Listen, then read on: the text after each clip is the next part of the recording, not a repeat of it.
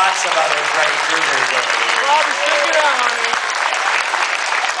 Just a little adjunct, a little parenthetical.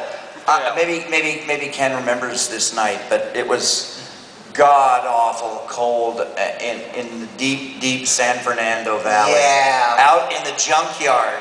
Yeah. And I was when I finally got to kill Ken. finally Ken had to die and fulfill the stereotype. Ken must go down. But remember, we shot that 2 ways. And we shot a really dramatic, kind of sick, violent. I remember doing a kind of kiss of death with you. Yeah. And then they made me do it, with a kind of Freddie Catch line. But I remember that night and how cold it was and how Rennie let us do it both ways. Yeah. Rennie Harlan. And then, all of us, and then they kind of go with a punchline because it gives the editors a kind of rhythm, a natural rhythm with the dialogue. But I remember seeing on the video assist with you sitting there, and it was like 3 in the morning, and we saw the really serious kill. That I did, and here's what I'm going to tell you now. In this new film I have, Incubus, the kill that I did on Ken Sagoes that was cut, and they used a little lighter. Well, they did this. I still kill him, but the joke is in it.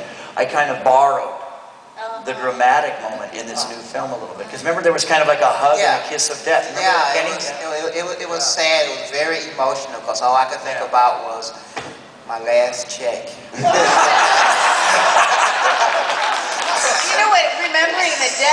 Remembering the kills is, on this Nightmare 3, it's really what I remember the most. Because there were quite a few, so a lot of our time was spending nights watching, and I will never forget Jennifer's night.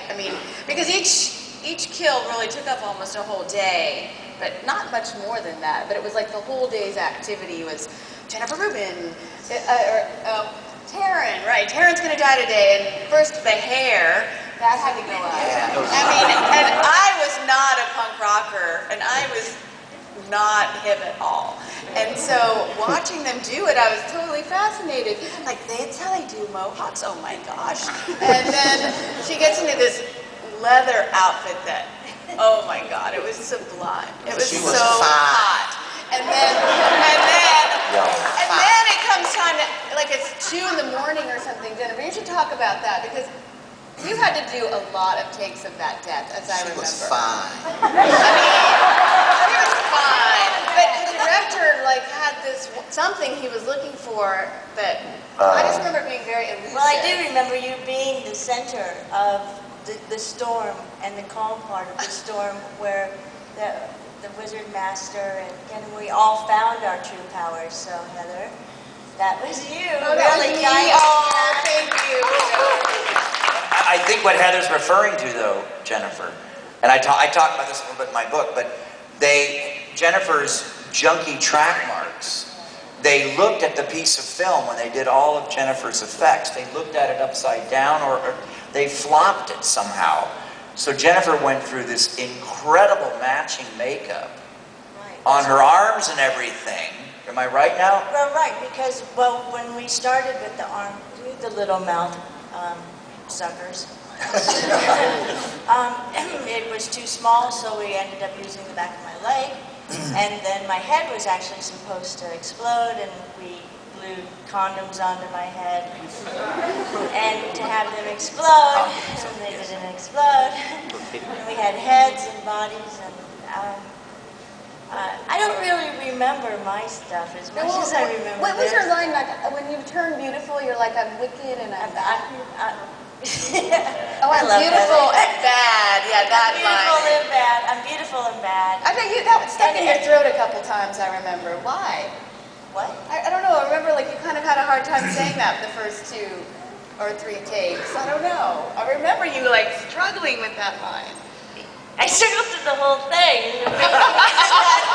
I haven't did any of it. Jennifer, I remember coming in, and I come in earlier than anybody because of the Freddie makeup, and plus in that film I was always getting extra rigs, whether it was squibs or goat bladders. You were in a dentist chair almost, having But I remember coming in one morning at dawn, and you had been there all night with second unit, doing inserts and your stuff, and Jennifer had written on the makeup In lipstick. like in lipstick, like graffiti. I can't take it anymore. Because they had to restart an entire makeup on you. Remember, because they put it on the wrong side or something, or it was reversed. God, I blocked that out. They did all it was traumatized. They did all my special effects on one side of my body. We walked to set, and it was completely the wrong side. Yeah. Oh. And we had spent, I don't know, like a crazy. They held the film up wrong, and it just reversed it. God. But nothing would match on the camera. They had to start her all over again. And I remember leaving at like 6 o'clock at night, and Jennifer came in. I got out of my chair, and Jennifer came in. And I came back the next morning at like 5 a.m., and Jennifer was still working. And I went out and got, some coffee and donuts.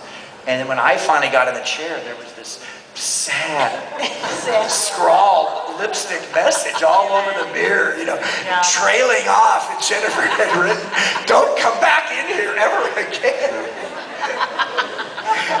They'll hurt you." We never asked Ira about when he lost Risky Business to Tom Cruise. No, it's kind of weird and funny that you should ask, Robert. But kind of like Ken, I lost the role to Cleavon Little in Blazing Saddles.